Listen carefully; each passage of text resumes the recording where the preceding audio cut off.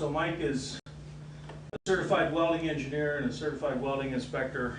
I happen to know that he got the highest grade on the certified welding engineering exam a few years ago, although since then someone else got a grade comparable. I don't know which one was better, but by far the best one, because I've graded all of them since the beginning.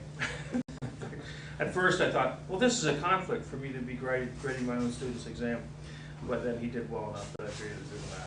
Okay.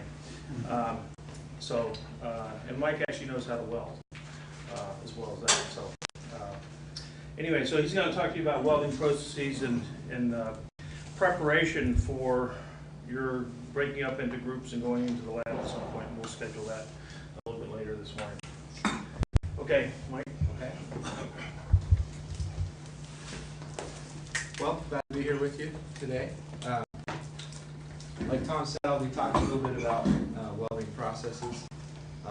Also thought I'd do just some basic metallurgy that goes with welding, and then some of the defects that we have in welding, which is often what we end up working on as a welding engineer.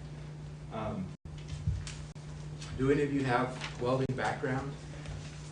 Anybody welded before? Or knows a little bit about processes? We've seen welding.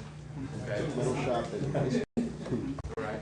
Well, this is really just a high-level overview of starting off with just what the various processes are, some of the basics about them. And if you have any questions, feel free to stop and ask and clarify a little more.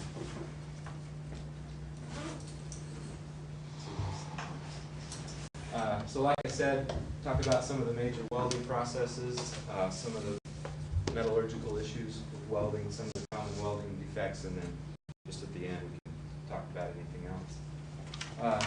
So I broke the processes up into arc welding and high energy density and such, and so we'll start off with the arc welding processes.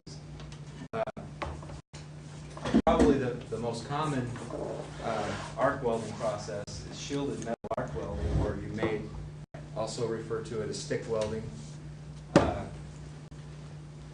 Sometimes it's called manual metal arc welding. If you're over in England, you might hear it referred to as that. It's a simple process. Basically, you have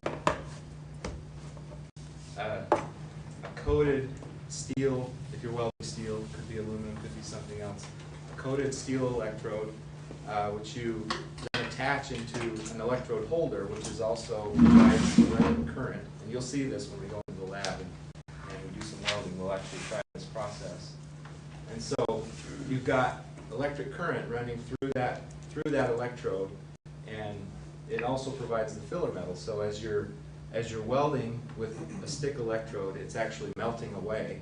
And so that's part of the trick of welding, doing stick welding, is as you're moving along, you've also got to be moving in because you're melting away the electrode.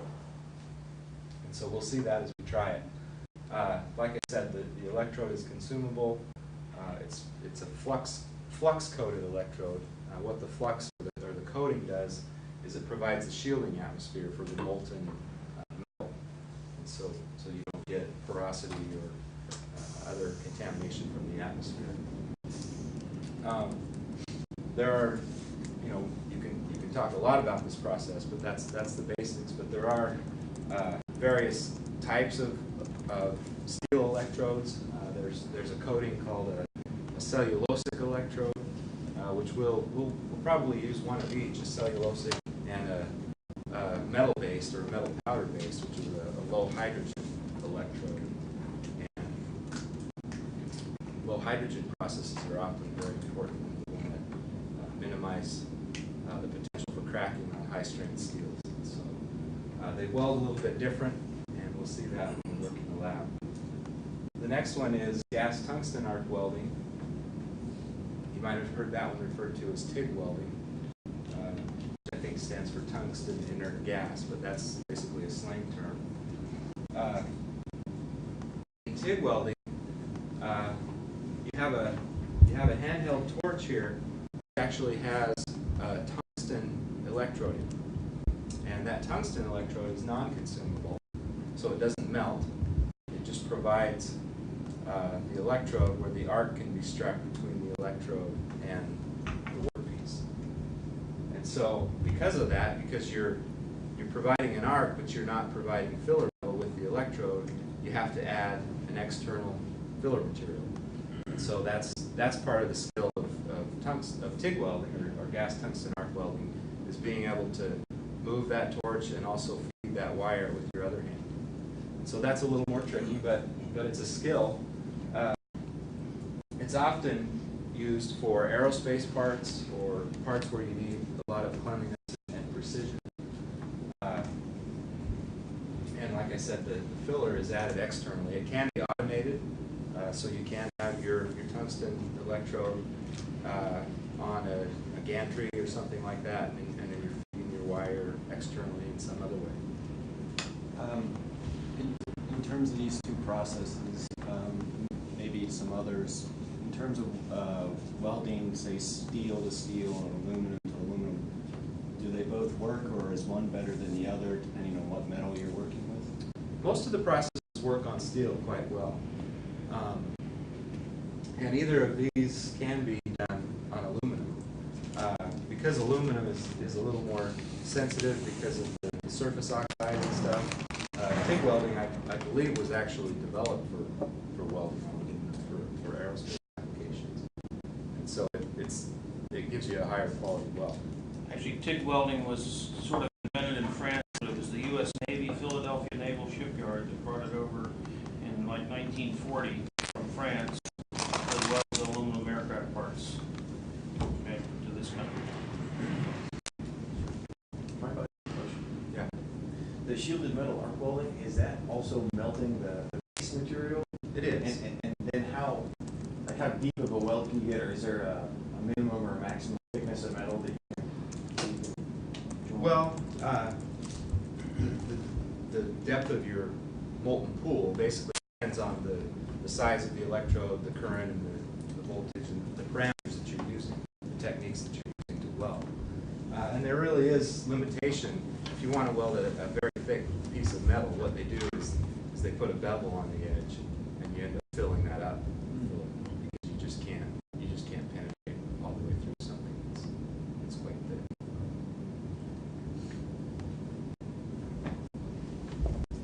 Okay, move on. So the next one I'll talk about is gas metal arc welding, or MIG welding.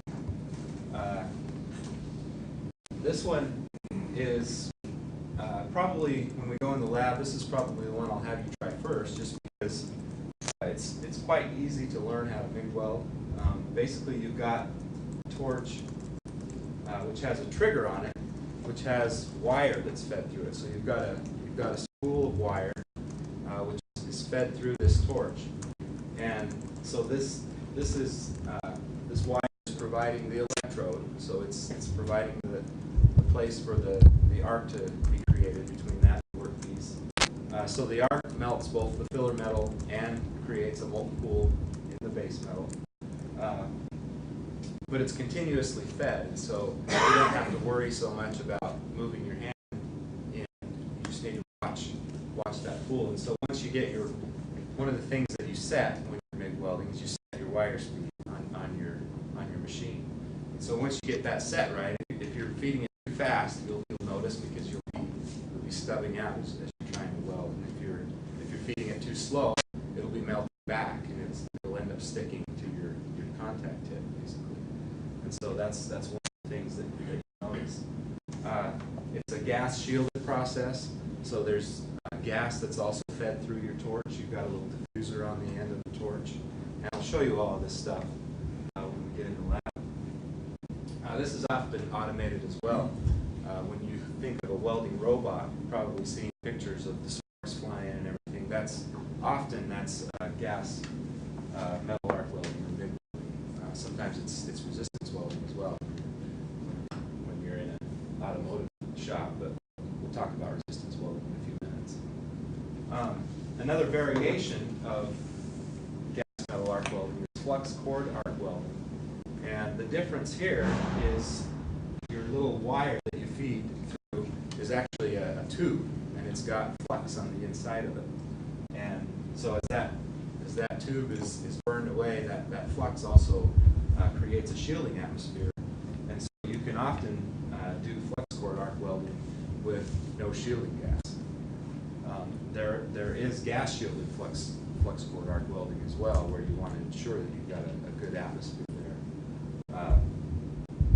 But this is often used as something a little simpler if you're out in the field where you don't have to bring your gas cylinders along with you. You've got your flux cored electrode that you use.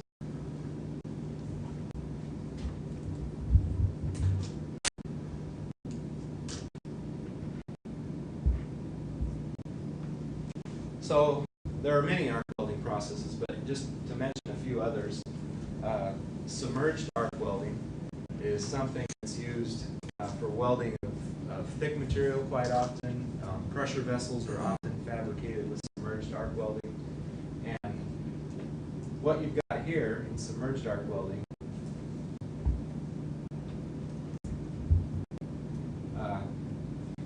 basically you've got a hopper or some way of feeding a granulated flux ahead of the filler metal, which is right here. And so the reason it's called submerged is basically you dump this little pile of granulated flux where you want to weld, and then you have a wire that's creating an arc and welding underneath that. But you can stand and watch submerged arc welding without a welding helmet because it's all submerged beneath that granulated flux. And so as you move along, part of that flux is melted and turns to slag, but a lot of it just remains there, and you can sweep that off and use it for whatever you want to do.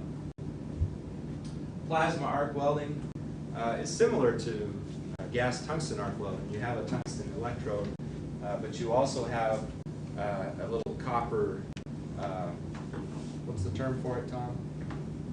And nozzle. A nozzle. Actually, I have a nozzle right here. If you want. So basically, it constricts the. So this is probably a plasma cutting. Yeah, it's a nozzle, plasma cutting nozzle. Basically, you create an arc with your tungsten electrode inside this nozzle, and then as it shoots out through there, it constricts the arc and it creates a plasma jet.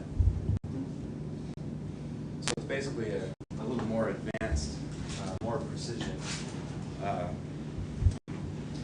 variation of gas tungsten arc welding. Does that consume the nozzle? Eventually it does, but it's considered a non-consumable part. But with even with the tungstens, eventually you have to resharpen them, and eventually they're consumed, but much slower than just being melted away in the consumable process. Typical life of a nozzle is about a half an hour. When it first came out, they were about 5 minutes. Okay, but now they last a half an hour. Some of them last an hour or more.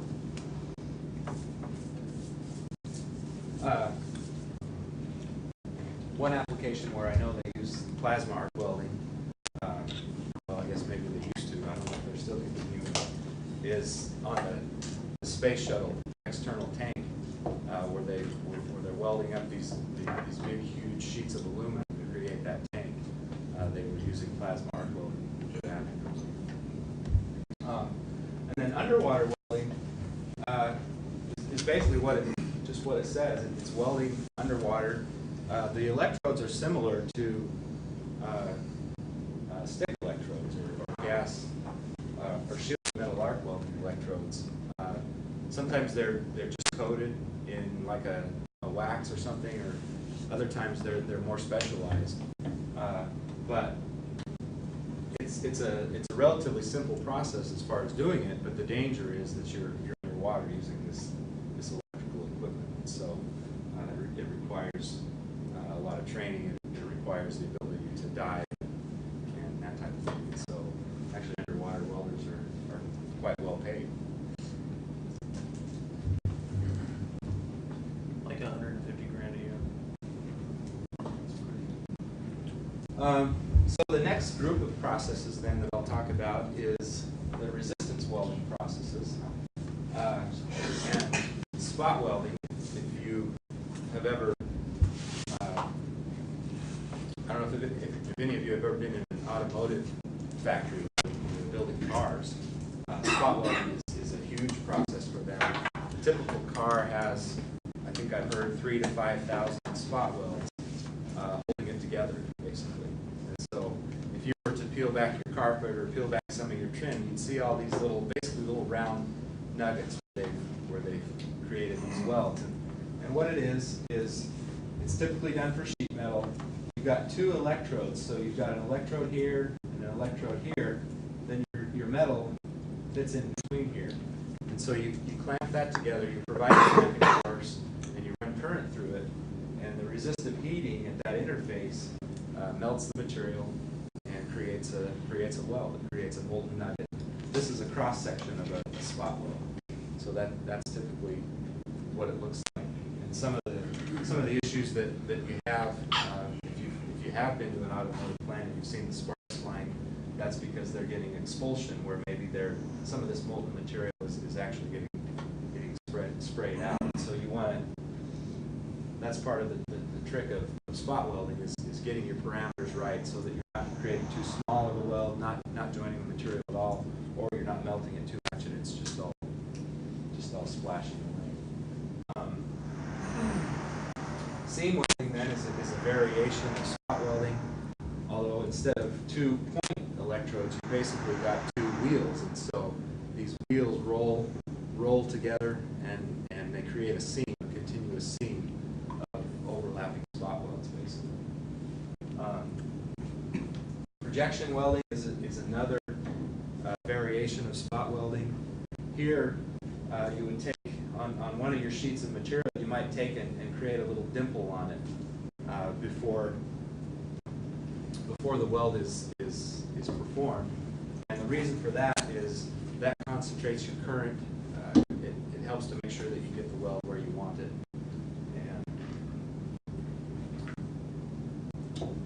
And then upset welding is another variation. Tom mentioned that I used to work at one of the national labs, and we used to make a component there that was a little pressure vessel, but we needed to have a stem on that where we could vent gas occasionally. And so we upset welded those stems onto that component. And basically what we would do is we would bore a counter bore into the vessel, and then the stem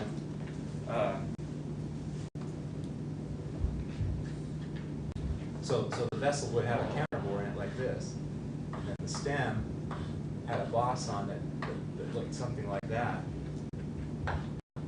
And by forcing that in and providing current, we then would create a weld all along here. So upset welding is another variation of resistance welding. Basically, the energy for bonding comes from the resistance of the material by passing current through. So, are there any questions on resistance welding?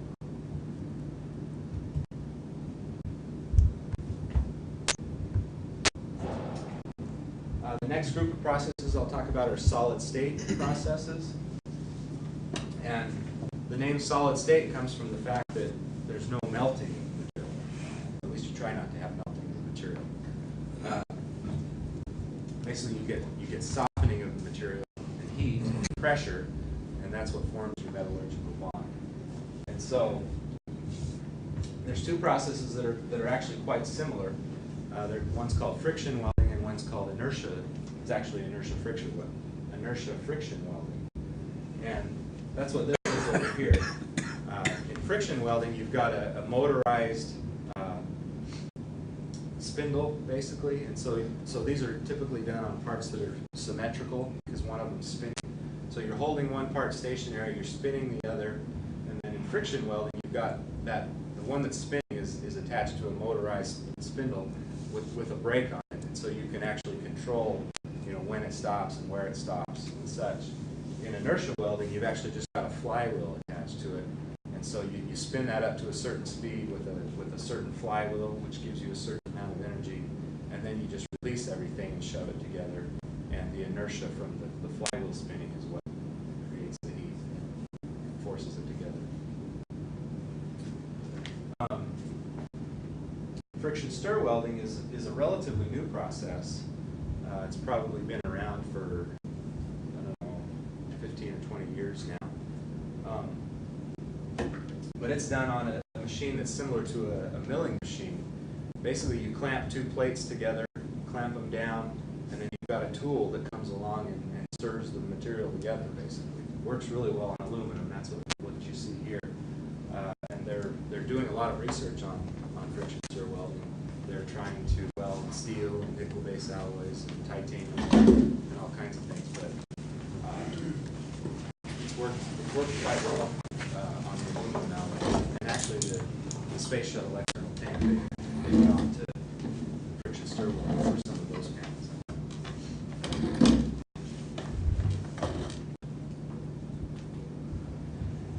A couple more solid state processes.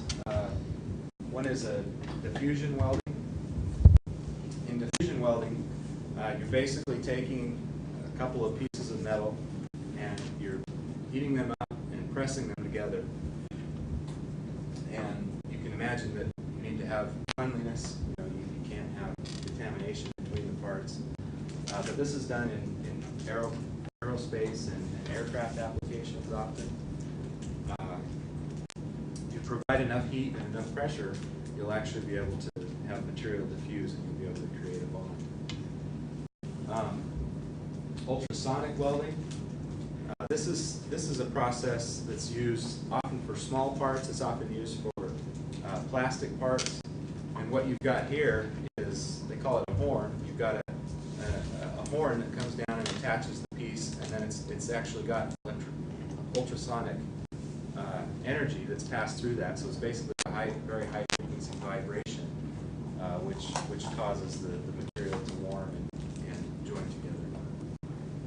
So they use that, like I said, a lot for plastics, but they also use it for joining wires to circuit boards and various things like that.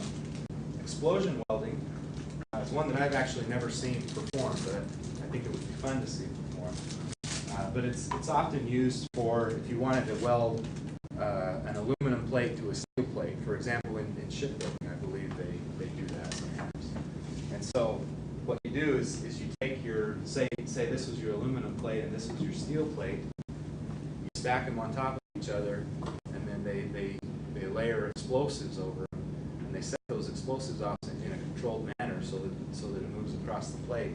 And what it does is it essentially creates a mechanical bond which has this wave-like pattern, and it explodes and it blows the material together.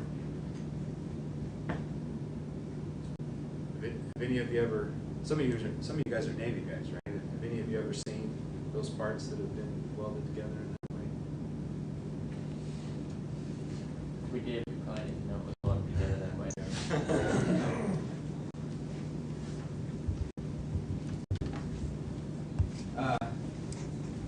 Now I'll talk a little bit about high energy density welding processes. This is basically laser and electron beam welding. Tom, did you talk about these kind of things in your class? Well, I haven't yet, but they're going to watch videos where I talk about it in the next part. Okay. So a weld can be classified by the amount of heat energy that you put into it, basically. So an arc weld, you get kind of a diffuse and lower energy density weld, and so you end up with a weld that, often if you're welding a couple of plates together, you end up with a weld that's kind of wide, basically. Whereas if you're using a laser or an electron beam, you can weld the same thickness of plate together, and you get a weld that's much narrower because of the higher energy density that you're putting into it. And so because of that, you can also weld at higher speeds. You get you get a smaller heat effect on the weld. We have something called a heat affected zone, which is the material that's not melted, which is outside the weld, but it's actually heated, and it's affected metallurgically. So that's smaller with the high energy density processes. So like I said, you have laser beam, which can be done with a variety of types of lasers. The two most common are solid state or YAG lasers, and then you can also use gas lasers, which is like a CO2 laser. The nice thing about a solid state laser is you can actually pass that laser energy through a coaxial cable, and so you can put that on the end of a robot or something and move that around. It's usually done in air, which is an advantage over electron beam welding, which I'll talk about next, because it's typically, electron beam welding is typically done in a vacuum chamber.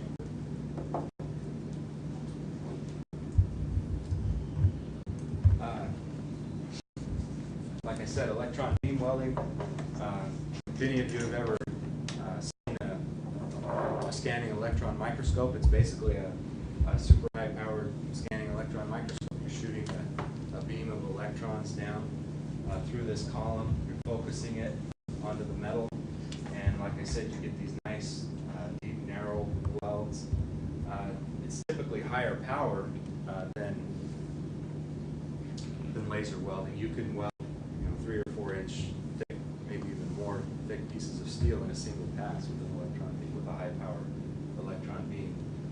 But it's a fairly expensive process because the equipment is expensive. It's done in a vacuum chamber, so you've got to have all that equipment for doing that. You've got to have the handling equipment and everything. But it's a very useful process for the right application. What kind of application? It's often defense applications use it a lot.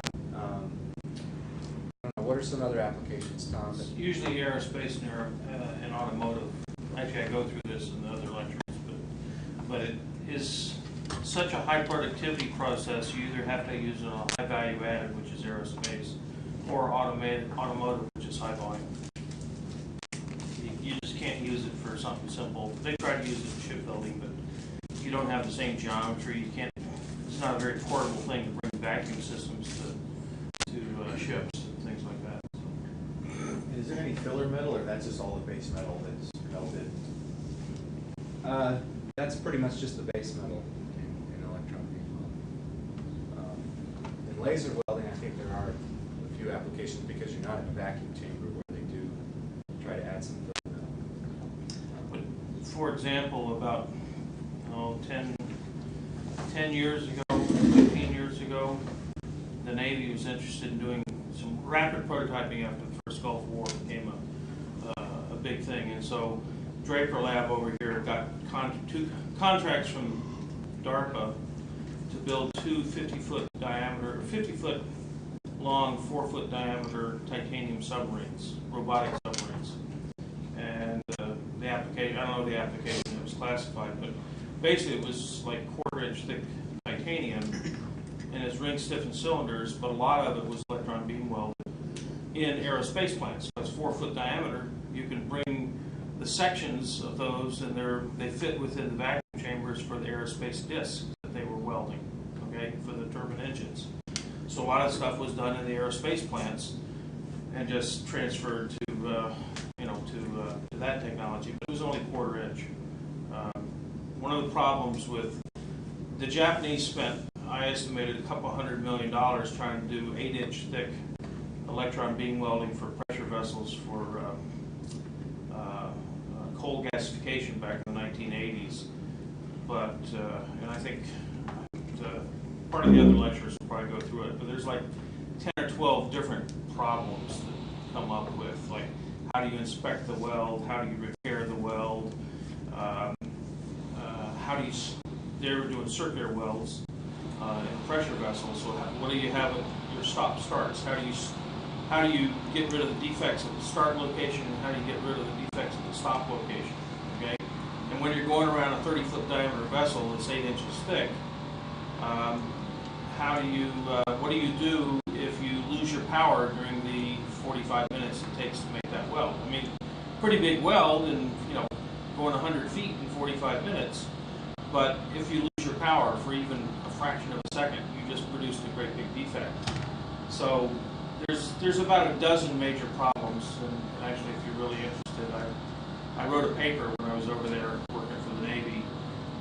That was one of the reasons the Navy sent me over there, is to figure out what the Japanese had done and whether it was successful. And I noticed all the labs I went to, all the parts were dusty. Okay, everyone had quit working on it because it didn't work. But they were always telling you, oh, it's a wonderful process, wonderful process, right? I never said, well, why are your parts all dusty?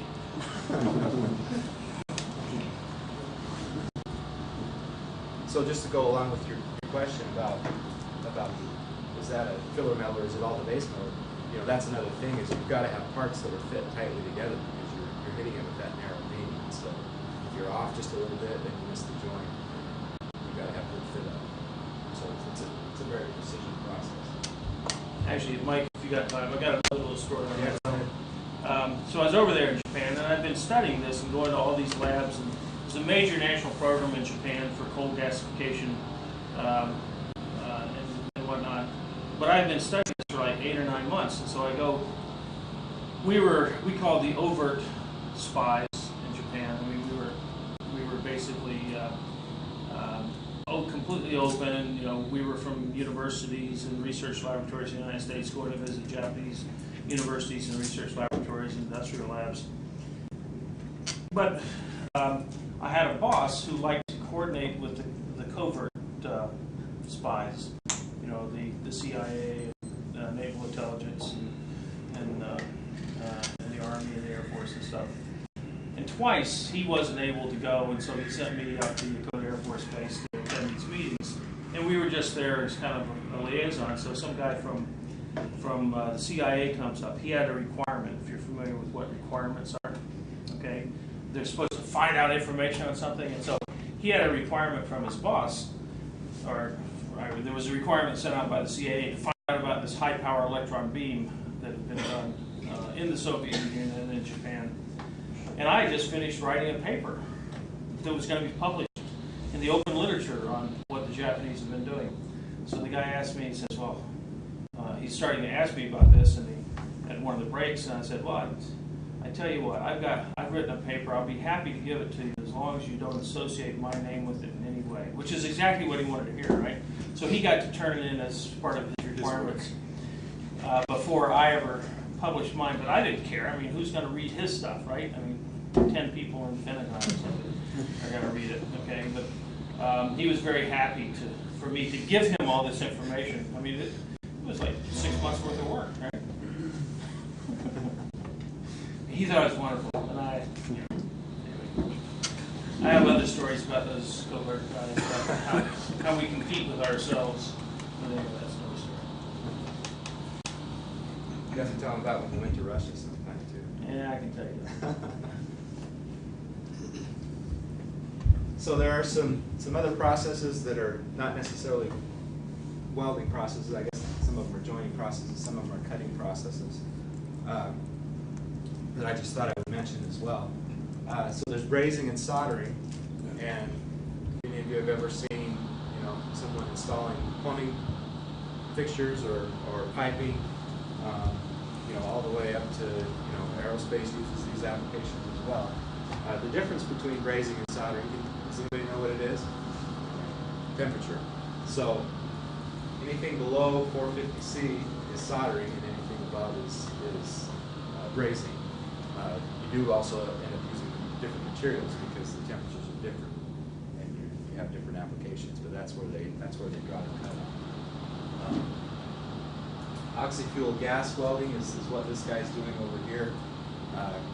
Basically, you're not creating an electric arc like we were talking about before, but you're creating heat from a flame, from the oxygen and the acetylene fuel. So you're heating up the part. The thing about this, you've got a very diffuse heat source, and so you've got to be careful about distortion and a variety of things like that. And then I just thought I'd mention the cutting processes as well. So you've got oxygen acetylene cutting, which I'll show you the torch in the lab for that. We're also actually going to try plasma arc cutting. So that tip that we passed around was a plasma cutting tip. Basically the same type of things I described before with the plasma arc welding. You're creating an arc which you're then constricting through an orifice in the nozzle, which is coming out at a high velocity. You're heating and basically cut through the material that way. So let's see, this here would be oxy-fuel cutting. And I think these two here are carbon arc gouging. So basically basically you've got a carbon electrode, which you create an arc with, and then you're also blowing air, and so you're just melting the material and just blowing it away. And so that's what's done often when they need to repair a weld or something like that. So if somebody's made a weld and it's got a crack or some other type of defect in it, they need to come in and gouge that out and then re-weld over it. So that's something that we use.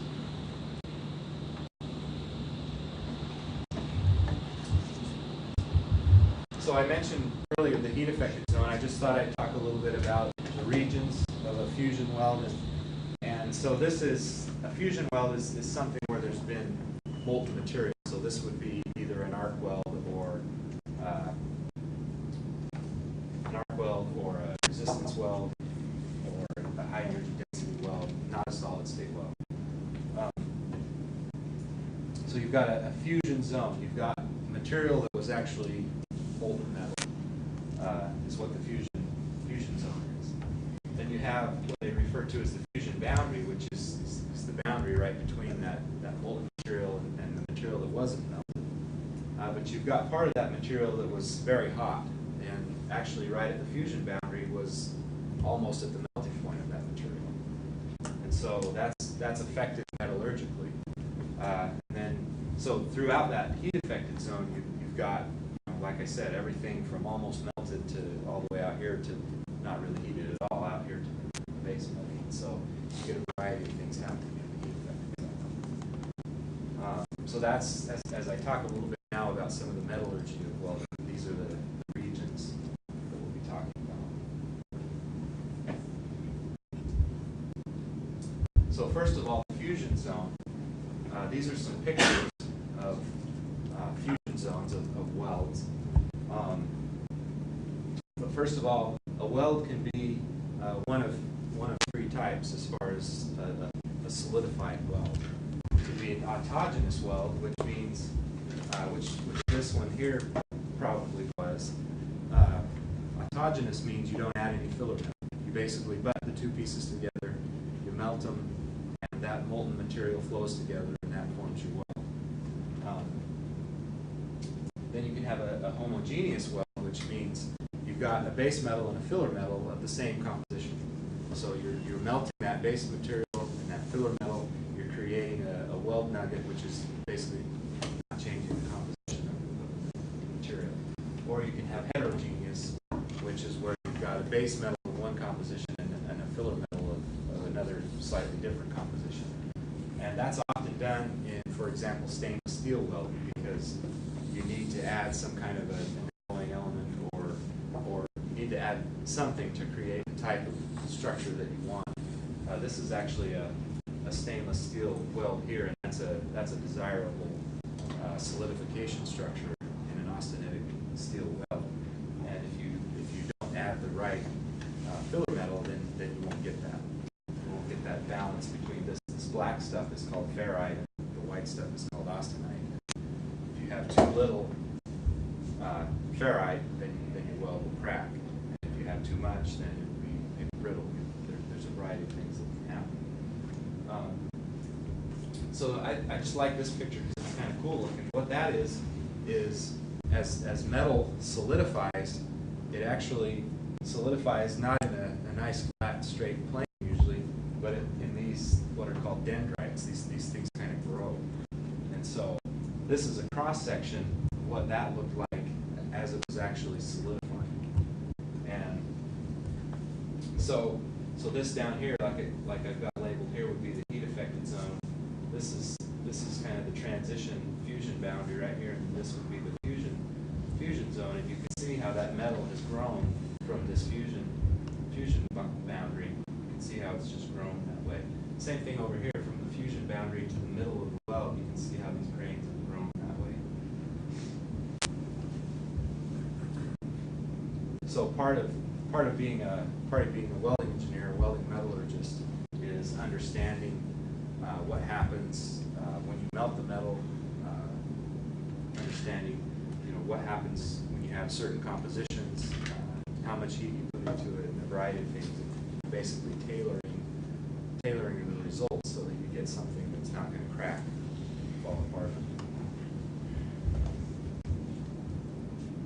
So how much of that is theory and how much of it is just empirical experience? Well, a lot of it's known now because a lot of research has been done. So you can look it up in a handbook or whatever you need to do. But it, you know, it's welding is still an art in a lot of ways too. So a lot of it is based on experience, things that knowledge that you've gained throughout your career.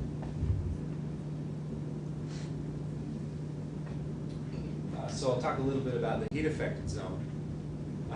So I mentioned before, if you were looking at the peak temperature in a weld, here in the fusion zone, you've got metal that was basically molten, and then moving from here on out, basically you've got everything from partially melted to kind of mushy, to all the way down here to not affected by the heat at all.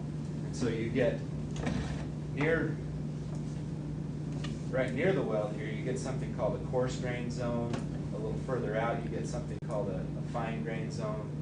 And what happens, right next to the fusion boundary is because that steel or aluminum or whatever you're welding on is heated to near the melting point, a lot of energy goes in that and it causes the grains of metal to grow. And so if you can see here, right here would be the fusion boundary that I was talking about before. Over here would be the weld metal. Right in here you see some grains that are much larger. They've grown, as opposed to out here in the base metal, which looks like it was probably a rolled material. Everything was kind of smashed and elongated. And then here in the heat affected zone, you can see how it's all kind of grown and changed. And so that's important too, because if that grows too much, or if it's allowed to harden too much or something like that, you can end up with cracks in the material.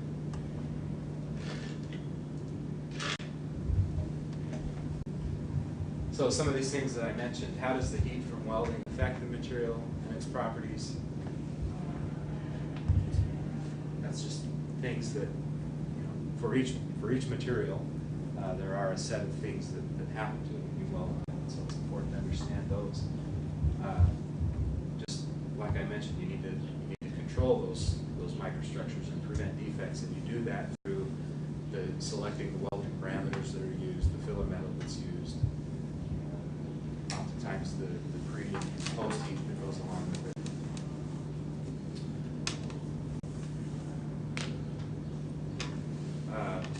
So I think I pretty much covered that then too. Could you talk about distortion of the base metal in terms of, I know in shipbuilding, if you want to have a nice flat plate on your deck house, and they're looking at friction stir welding as a possibility because of low distortion in the material. But I haven't heard you mention distortion, so could you talk about that? Yeah, when you melt a material, it actually, when it solidifies, it actually shrinks a little bit. And so what that does is it creates stresses in the material. And so because of those stresses, those residual stresses that are left behind, it causes the plate to move around and try and reduce those stresses. And so, sometimes if you know that you want, for example, that you're welding two plates together and you want them to end up like this, you might start like this, and so that after you've created that weld, they'll shrink a little bit, they'll come back together. But that's basically what it is it's residual stresses from the welding, the melting and resolidification of the material. So friction stir welding, for example, is not melting the material, it's not putting in as much of that type of energy. It still does have stresses, but they're not as high as with a fusion weld. And we'll cover that in some of the other lectures that you'll watch, but actually if you want to go up, Mike, to your drawing that's right on the board of the electron beam, the arc weld. A weld that's V-shaped is going to be prone to distortion because it shrinks more at the top than it does at the bottom because of the V-shape. Electron beam weld is low distortion because it's nearly parallel sides. It shrinks equally as the stuff pulls in, so far as that goes. So electron beam welds, laser welds, very low distortion compared to arc welds, which are V-shaped. That has to do with the heat simplicity of the process for example. So. Okay.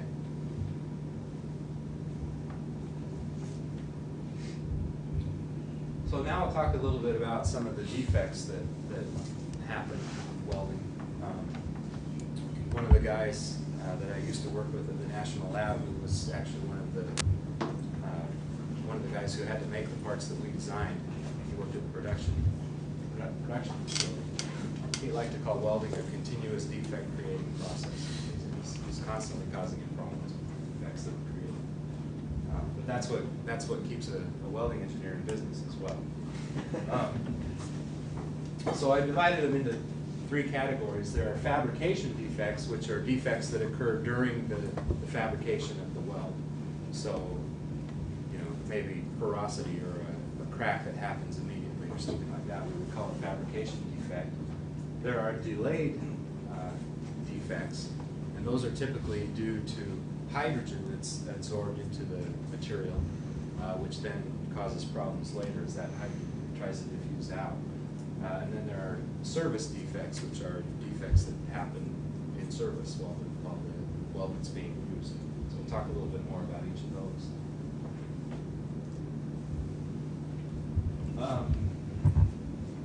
So fabrication defects. The first one that I mentioned a few moments ago is porosity. So basically, you'll see this here. This was from a boom structure that I once looked at, did an investigation on, and if you can see that right there, that weld basically looked like Swiss cheese. It just was full of pores, full of porosity. And here's a electron microscope image of a cross section of a pore as well. But what happens there is it's usually due to non-cleanliness, or it could be due to the atmosphere. But if you were trying to weld on something and you left some grease on it or something like that, what happens is as you're welding along, that grease then gets, you know, burned up and vaporizes, and it causes gas pores to get trapped in your molten material. And then as that solidifies, if they don't have time to bubble out, then they're trapped there, and that becomes a defect. In the welding codes, they have specifications for how many pores can be in a certain length of material, basically, and how big those pores can be.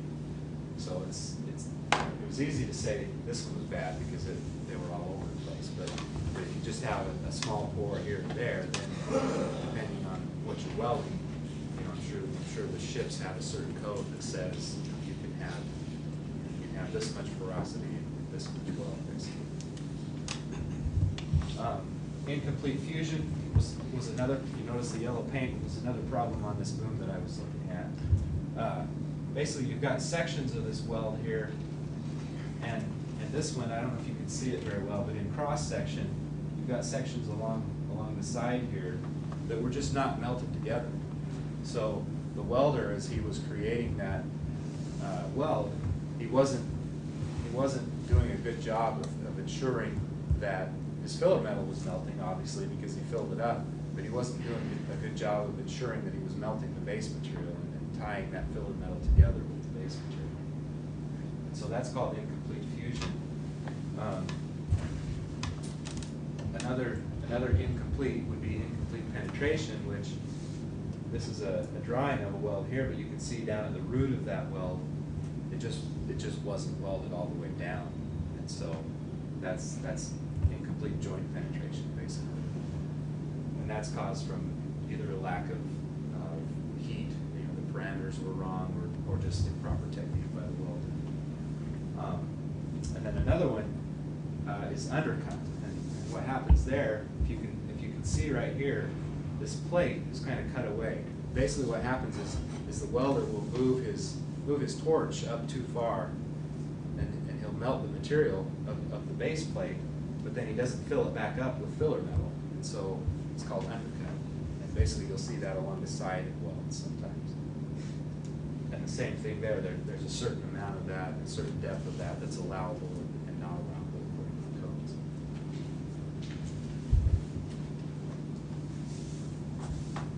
A few more fabrication defects. A common one in in stainless steel welding, for example, if you don't use the right filler material or something, is a solidification or hot crack right down the middle. And what happens there is as your material is solidifying from the fusion boundary from each side, when it gets to the middle there, you've got basically as metal solidifies, it'll redistribute the alloying elements, the solutes that are in that material. And so sometimes when you get to that very last part, you've got a region of film that's basically rich in solute. And so if the stresses are too high, the shrinkage stresses, or if the composition wasn't right, that'll actually pull apart right there where it's trying to solidify it at those two solidification fronts, and that's called a hot crack. Sometimes you'll get that in a crater at the end of a weld as the weld is terminated and that last little part is solidifying together. If everything's not quite right, it'll crack right there in the middle. So that's a hot crack, as opposed to a cold crack, which is a hydrogen-induced crack, which I'll talk about in a minute. Sometimes you can get cracking in the heat affected zone. So this image right here is basically showing this section of this, looks like a laser weld. And what happens there is because this material out, so this up here is weld metal, was molten. This down here is the heat affected zone. But because it was heated and softened, those stresses, those shrinkage stresses that we talked about when that material is cooling, sometimes we'll pull that metal apart and you'll end up with cracks in the heat affected zone. And then another thing that can happen is you might get inclusions, you might get foreign things in your weld. So right here and here, that's probably a crack actually, but you can get things like slag. So if you're doing, for example, stick welding, which we talked about first, as you're melting that stick electrode away and the weld is being created, it'll actually leave a slag coating on the top, which you have to chip off later on, and you'll see that when you weld in the lab. But if you don't get that cleaned all the way off and then you make another pass over the top of it, then you end up with an inclusion of slag. Or if you're TIG welding, if you're gas tungsten arc welding, and sometimes people their hand might shake a little bit or something like that, you might actually get your tungsten in the molten material, and you might get a tungsten inclusion. So that's a common thing that happens with tungsten or with TIG welding. And the interesting thing about that is, sometimes TIG welding is often used on aerospace parts or high integrity parts, and so those parts end up getting X-rayed. And so it's easy to see a tungsten inclusion on an X-ray because you get this, tungsten's very dense, and you get this bright white indication on your X-ray. So that's something that's kind of interesting. A couple more fabrication defects. There's one called reheat cracking. This is typically something that happens in a high strength, maybe a high strength low alloy steel, and because those low alloy steels are high strength, they often need to be heat treated after the weld to give them the properties that you want. And sometimes, if that's not done properly during that reheat, during that post-weld heat treatment, you can get some metallurgical strengthening inside those grains that have grown in the heat affected zone, and that'll weaken the areas around them, and that'll end up cracking at some point. So this here would be a reheat crack, kind of along. You can see the boundaries of the metal grains there. And then I think the last fabrication defect that I'll talk about is liquid metal embrittlement. And what was happening here, if you can see this, is this is copper that was being joined to steel. This was on a rail track actually, where they were joining an electrical connection to that rail. And what's happened here is you can see a little bit of copper is actually penetrated down in to the grains of the steel, and it's embrittled it. And so that can happen. That can also happen with copper on steel is probably the biggest culprit, but it can also happen in zinc or other things that can get down in between the grains of the steel and cause it to be brittle and cracked.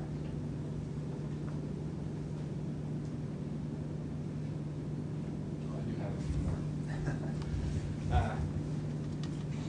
So another one is lamellar tearing. When steel is rolled out into plates, when steel is fabricated, or when it's being made, you often have something called manganese sulfide inclusions. It's a byproduct of the making of steel. And so when this plate gets rolled out, these inclusions basically get flattened out into these big long, stringers or something like that. And so sometimes, if the steel is not of adequate quality or if the conditions are right, when you weld on the material and those shrinkage stresses happen, you can actually pull the plate apart kind of along those flattened out areas of manganese sulfide inclusions that are inherent in steel plates. So basically, the plate would have been rolled in this direction, and so as the weld was created here, you had stresses in this direction, and it just kind of pulls that plate.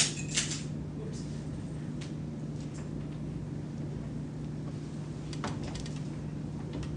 Pulls that plate apart a little bit.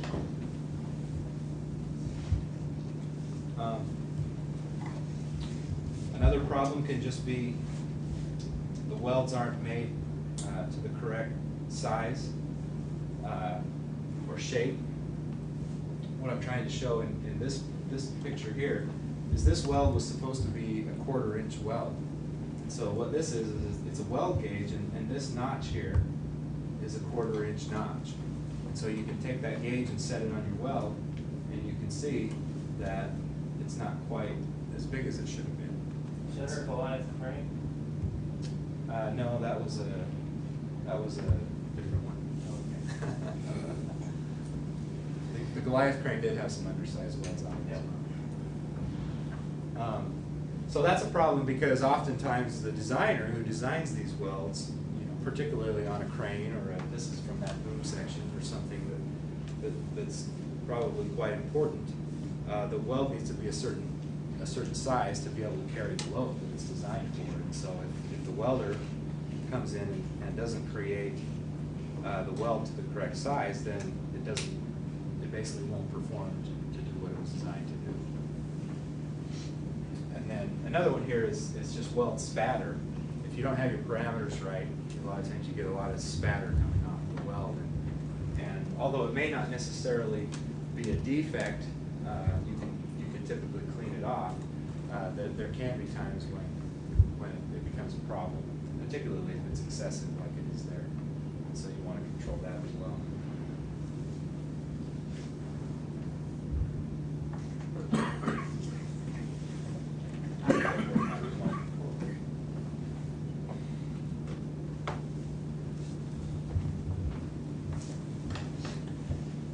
So the next one, the next set of defects that I'll talk about is the hydrogen cracking or the delayed cold cracks. These type of cracks typically initiate in the coarse-grained, heat-affected zone that we talked about. So they're typically right around in this area. It can occur in the weld metal, but it's certainly not as common. There are 4 requirements for a hydrogen crack. And if you get rid of any one of these, then you're not going to have hydrogen cracking. The first is the susceptible microstructure, which is this coarse-grained, hardened material right next to the fusion boundary. What happens in steel of a certain composition is if you heat it into that very high temperature range and then you cool it quickly, which is often what happens with a weld, is you get a hardened microstructure, which is susceptible to cracking. So that's one of the requirements. The next is a source of hydrogen, which can come from your electrodes. Stick electrodes are often stored in a hermetic container, or they're stored in a drying oven, and that's because you don't want to have that coating that's on them absorb a bunch of moisture from the atmosphere, basically, which when you weld then creates hydrogen. It can also come from grease. It can come from the atmosphere. If you're welding in if you're welding in Louisiana, for example, it's just very humid and sticky. You can get hydrogen that way if you're welding on a rainy day. Low temperature is also required because hydrogen diffuses in steel at high temperature. It diffuses quite quickly. But once that steel gets down to a lower temperature, then that hydrogen gets trapped, and that's what ends up riddling the steel. Is that hydrogen gets trapped in there. And then you also have to have a tensile stress. You have to have something pulling on that material, which with welding you typically have because of the shrinkage stresses.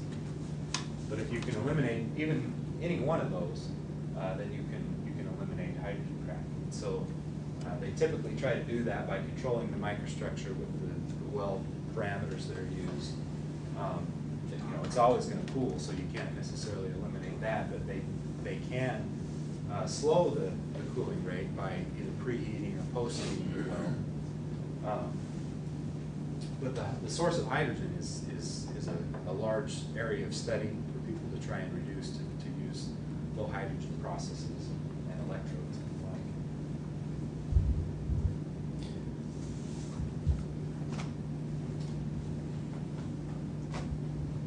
So I'll talk a little bit about defects that can occur in service as well. Fatigue failures often start or can propagate from a weld defect. So in this weldment here, this is one of the ones that I was showing before where there was some lack of fusion, incomplete fusion. So you had some region here that was not welded together, and then like I said, this was a boom structure, and so each time that boom was extended and retracted, it's called fatigue basically. It's a cyclic loading. So you can actually see the little striations as that crack grew a little bit each time until eventually it just gave way. Mechanical overload, basically, maybe the weld was undersized, or maybe something was just designed undersized. But if you've got a weld defect, if you've got some kind of crack or stress riser or something that was created by the weld, then that can make that even worse. And so as something is overloaded, that ductile rupture that often takes place when something's overloaded can initiate at the weld defects as well.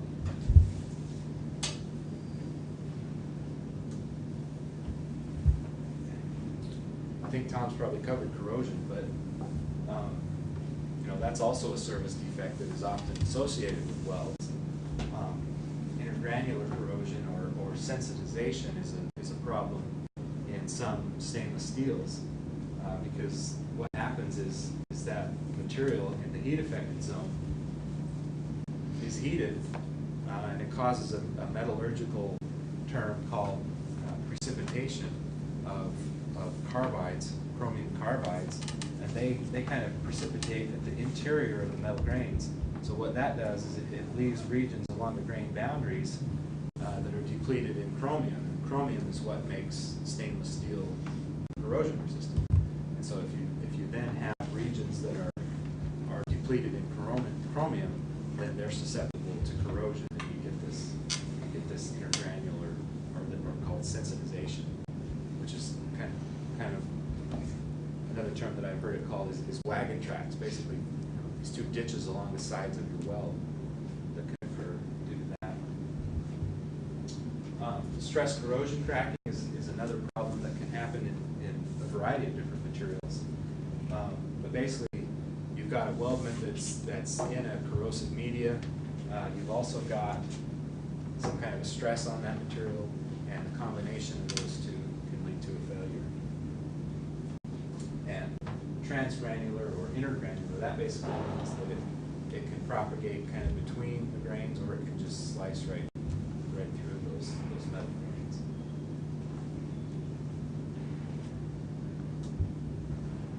So what's the significance of the weld defects that we've talked about? You've probably all heard of the Liberty ships. That's basically what can happen if welding and the processes and the defects are not understood. So those defects become initiation sites for failure. they reduce the tensile and the mechanical properties of the materials. They can reduce the fatigue life of the materials, and they can also reduce the toughness. And they have an effect on the fracture mechanics of the materials. So it's important to avoid weld defects, particularly in components that actually matter for something. Just as a welding engineer, as a welding consultant, some of the other things that I end up working on occasionally, I just thought I would mention. Codes and standards, obviously very important. When a building or bridge or ship or something is erected, it needs to be done in a quality manner, and so we have codes and standards that provide for all of that. It tells us, what's allowable, what's not. It tells us how to qualify our welders who are going to be making the welds.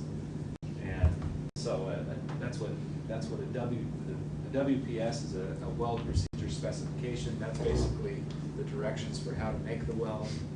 A PQR is a performance qualification record, and a weld performance qualification record. That's in order to have a weld, both the procedure and the welder have to be qualified. They have to be proven and tested, basically. These are some of the organizations that produce the codes: the American Welding Society, ASME, API, there's military specs, there's all kinds of organizations that produce codes. Another one that we get into, and we'll be showing you at some point, I believe, is some of the testing and inspection techniques. So there's metallurgy, there's electron microscopy, there's mechanical testing. There's just a variety of ways that we test welds and metals in general. And there's non-destructive testing, where we use visual inspections, we use dye penetrant, ultrasonics, X-ray, magnetic particle, and eddy current, and there's a variety of different methodologies that we can use for inspecting the weld without destroying it, basically. And so in the lab, we'll actually show you a dye penetrant, probably ultrasonic, magnetic particle, and we'll show you some X-ray film. So, safety is a big thing in welding. Workers are in a potentially dangerous environment, and so we need to be sure that they're wearing their proper gear, that they're doing things in a safe manner. Fumes has been an important thing. It's been an important thing in the shipyards, actually. The chemicals that are contained in the welding fumes have been a matter of focus of late. So we study that sometimes. Fire prevention, obviously. We've got sparks and flames and all kinds of things. And we don't want to start fires when we weld. Repair of welds is a big thing, because no matter how much we do to try and prevent cracks or defects or whatever, sometimes they still happen and they need to be repaired. And so we have to develop processes and procedures for that. And then we already talked a little bit about stresses and distortion. That type of thing. But I believe that's my last slide. Are there any other questions or anything anybody wants to cover? Why don't we take a 5-minute break and we'll come back and figure out the schedule.